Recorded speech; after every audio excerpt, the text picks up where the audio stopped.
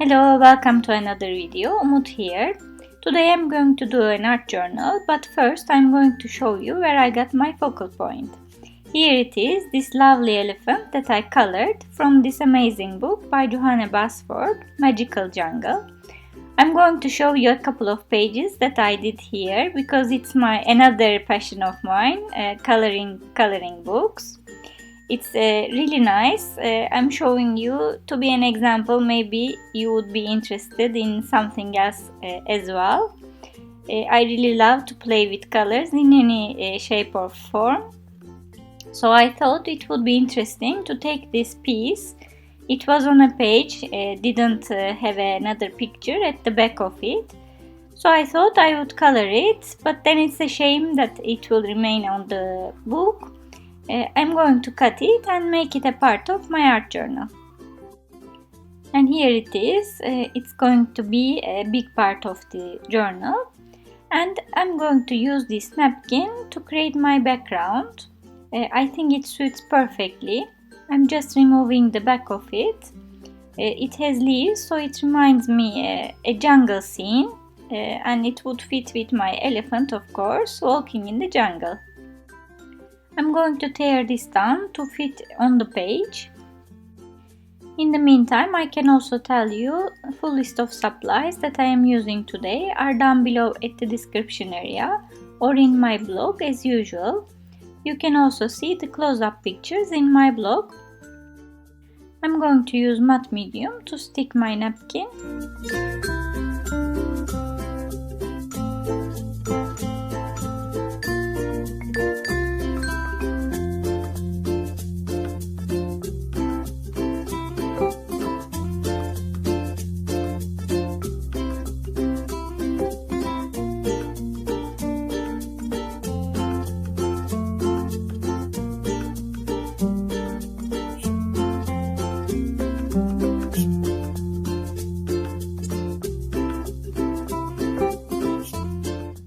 Cutting the excess around the page. I'm going to apply a little bit gesso. This is by Faber-Castell. It's really thin gesso. I'm not aiming to cover the background of these beautiful leaves. I want to create a scenery of jungle anyway. However, this will also allow me to apply other mediums on top, so it's preparing my surface. Also pushing it a little bit to the background because the elephant is quite vibrant. I don't want it to be shadowed by the background behind. Now I'm sticking my elephant with matte medium again.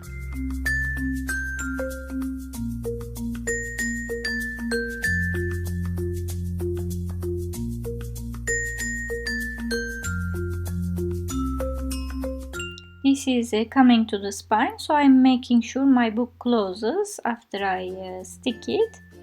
And I am covering it with matte medium as well to be able to do some shadowing if I want to.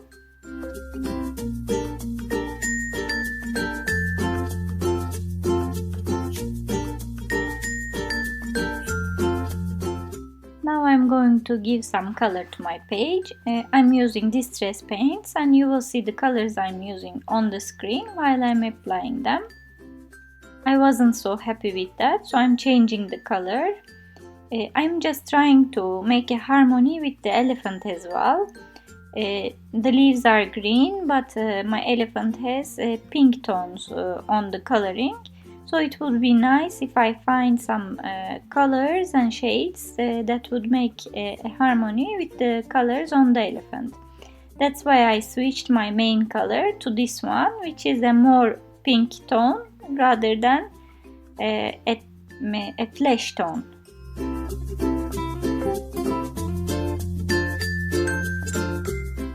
I'm going to switch to the first color a little bit, but you will see I'm not going to apply it all over the place, just a little bit. Now I switch to a green tone, again to complete the scenery of the jungle.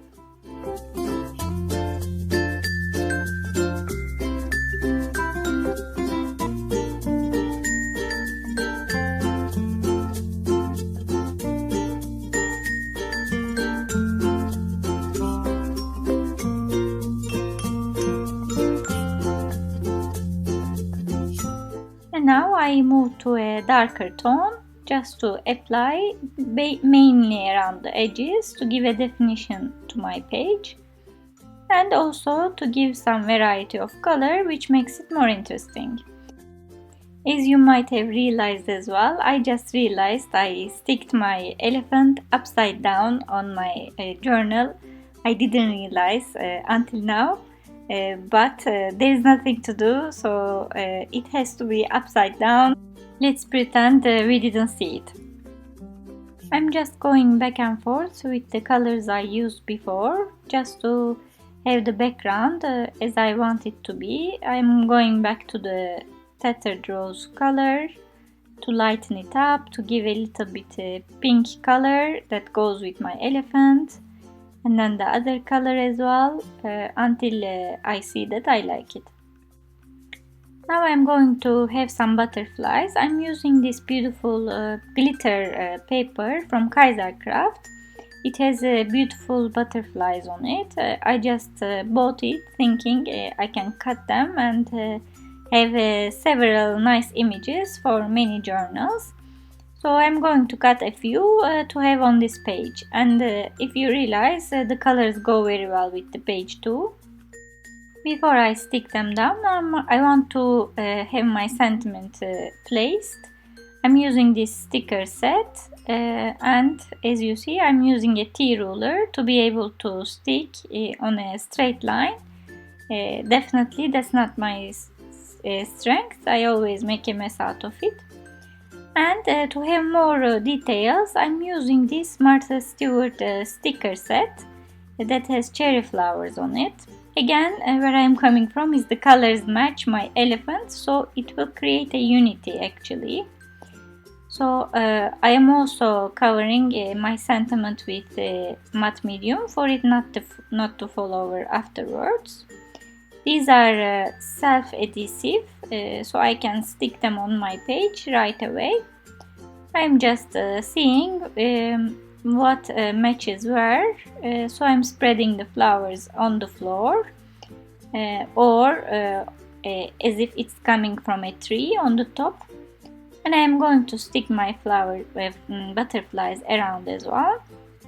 I'm using matte medium in the center of them, leaving the wings up in the air. This adds a bit of dimension to the page as well. To give a border, I'm using vintage photo to go around the edges only.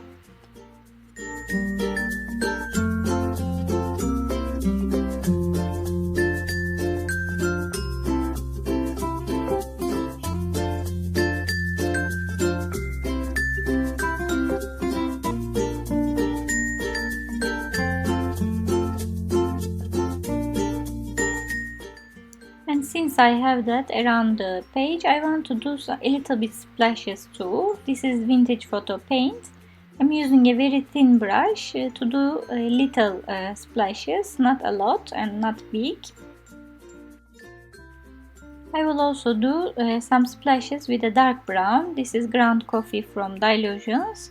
It's because the branches are dark brown. I felt like we need some splashes of dark brown on the page too.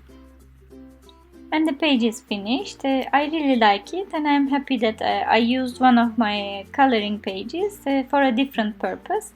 I hope it gives you another idea to use coloring pages for your art journals. You will find list of supplies down below at the description area or in my blog, just as a reminder. If you like my videos, don't forget to give me thumbs up down below or subscribe to my channel if you didn't already. For more inspiration, click on your screen to see other art journals that I created. Thanks for watching and see you next time.